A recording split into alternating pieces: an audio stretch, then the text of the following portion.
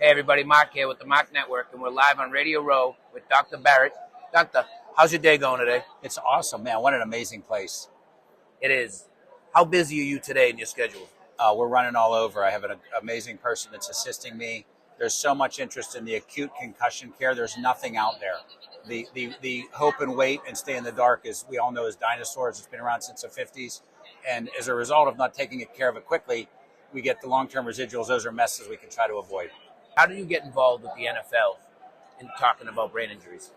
A prior player came into one of my offices, and we could see where he was at as far as mentally after all of the head injuries from sportings.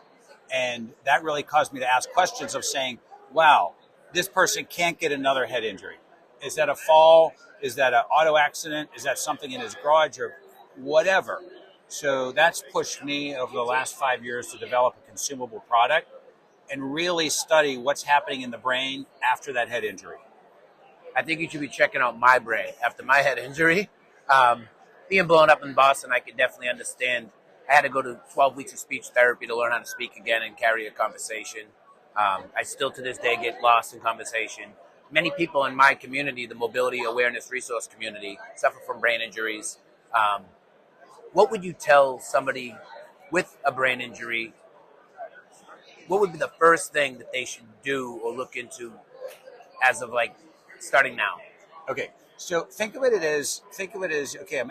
I'm here where you're at right now, and there's a lot of technology to help you, the individual, recover in many different ways. But you just can't get another one, right? So rule number one is you can't get another one, and that is where my concussion DR. You need the fire extinguisher. You've had a fire in your house. You're still living in your house, but you just can't get another one. Number one. And that's why we can create a concussion 911. But now you're saying, hey, I have my fire extinguisher in my kitchen if I get a head bump, and that could be something simple or complicated. What do I do for rehab? There's a lot of technologies. Okay. Again, you had commented about speech rehab. Amazing. Neurofeedback tool. Amazing. Unbelievable time. It's a tool in your toolbox. When used appropriately, it works. Can work synergistically. Diet is huge. Establishing, Really? Protecting the brain, the blood-brain barrier. First brain, second brain. Your gut brain is your second brain. You got to take care of that. So there's a lot of active things that can be done to not only, help people get back to as close to normal, but you just cannot get the next one. Once you get another one, it increases and gets worse. They're cumulative. Yep. We play adaptive sports. So I've suffered that brain injury, multiple brain injuries from a car accident, the bombing, and as well as sports. Right. But I love sports, so it's hard, right? I play hockey. I felt I've had another concussion while playing sled hockey.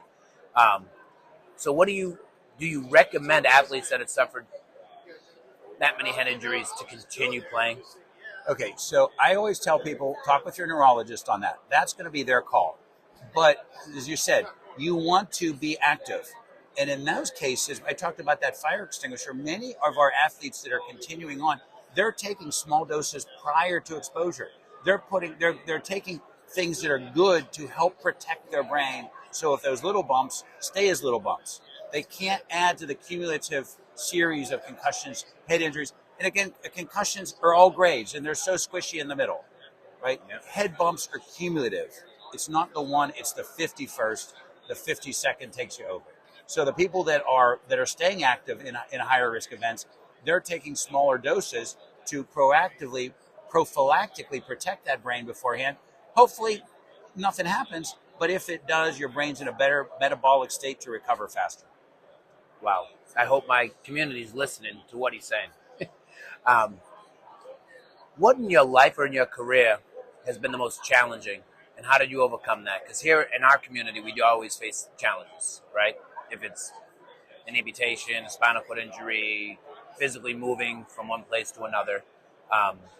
But I also like to show people that there are other challenges some people face, and there's other ways to overcome them. So what is your biggest challenge that you faced in life? So in 1989, two drunk drivers hit me 3 months apart. Both times the cars were blown out from underneath me. They put me in a chronic pain center. And I says, wait a second here. That's 1950s technology. I jumped into the research. I jumped into the neurophysiology to figure out how do I naturally help the body be in the ultimate healing position. I could do virtually everything I want now, from going from a chronic pain center to virtually doing everything I want. What do you find helps you the most? Is it positive mental attitude? Yes. Every day is a gift, right? Today is a gift. And it's the good old thing of, I don't know how many days we have.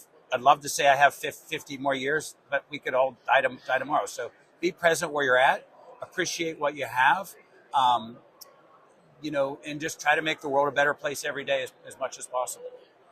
Well, thank you. And you heard it here on the Mark Network. Thank you, Dr. Baric. Have a good day.